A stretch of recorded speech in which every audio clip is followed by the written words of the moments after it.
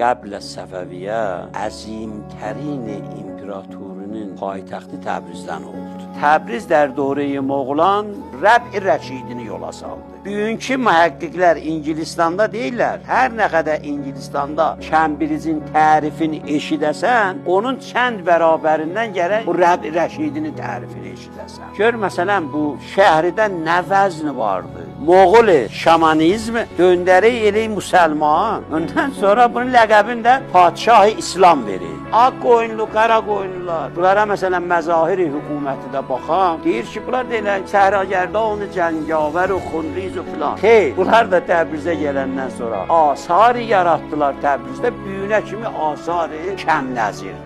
Əvvəlin xutbə-i namaz cümə-i şii Təbrizdə oxundu. Ağaz-ı səltənət Şah İsmail Səfəvi Təbrizdə oldu.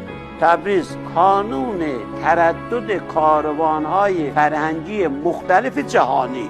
İsfahanın izzətli məhəlləsi ki, Şah Abbas öz adını oraya qoydu, Abbasabad, Təbrizlərin məhəlləsi. Xob, buraya gərək elə aşıqanə baxasan da Təbrizə.